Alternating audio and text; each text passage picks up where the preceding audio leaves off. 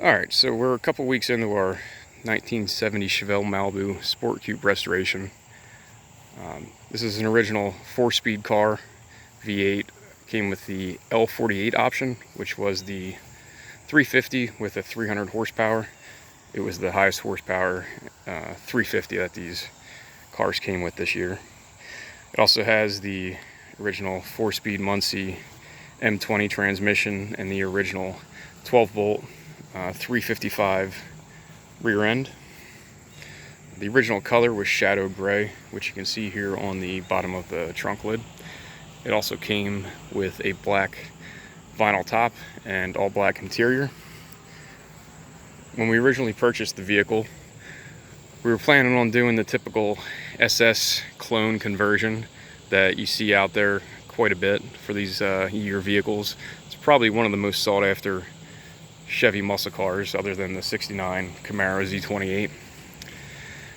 After getting more into the vehicle and seeing really what it had and kind of diving into everything and see what it was going to need, we ultimately decided to do the Sport Coupe Malibu restoration. So we're going to restore it just like it came off the lot back in 1970. Original color, original vinyl top. That is a crate 350, but I am getting the original numbers matching 350 that came with the vehicle. So it'll be numbers matching pretty much all the way around with the engine, transmission, and the rear end. It does need quite a bit of body work and rust repair. The left and right front sections there on the floor pan are going to have to be cut out and replaced. Once we get around to sandblasting all the surface rust here, we'll know if it needs any more floor pan repair. It's going to need quarter panels on both sides, and then probably the outer part of the inner fender as well, the inner wheel wells. It's going to need the rear panel here behind the rear window. Has that typical rust there from water sitting in there. It's also going to need a full trunk from front to back, just because these sections here along that flat part up here are hard to find as far as section repair. So it has some other rust areas too, so instead of trying to patch it, we're just going to do an entire floor pan from or trunk pan from front to back.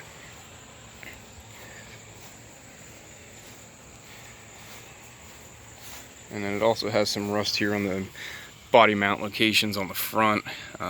They make those panels sections there part of the firewall, so we're just going to cut that out, replace that section there, and also replace this panel here for the where the fender mounts to. Other than that, I mean, it is a pretty solid base for the restoration.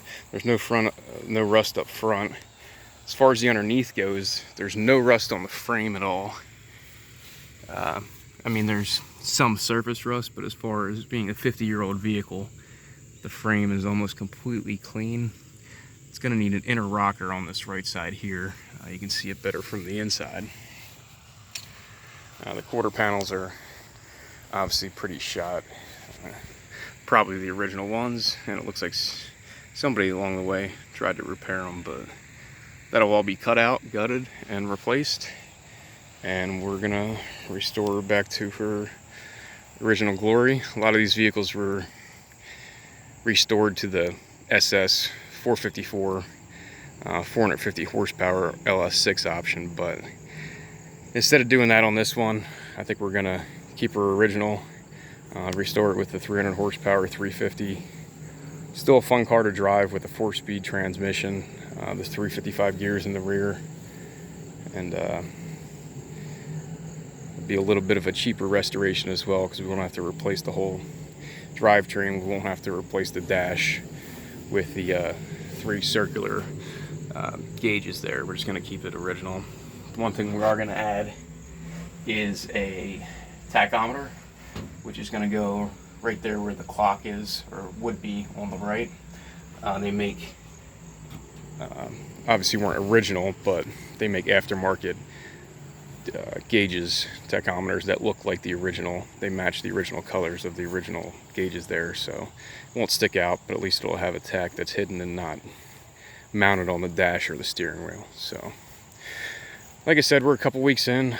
We pretty much got everything torn apart that we can. The next step is sandblasting, get all the rust out. We'll see what other rust areas show up once we start sandblasting and get all the body filler and paint off of it.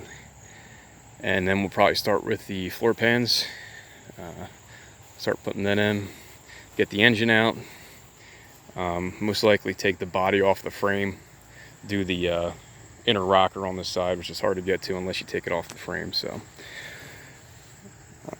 and once we get to there, we'll keep going with the body, and in about 6 months hopefully it'll be back together, restored, and ready to take for a drive. So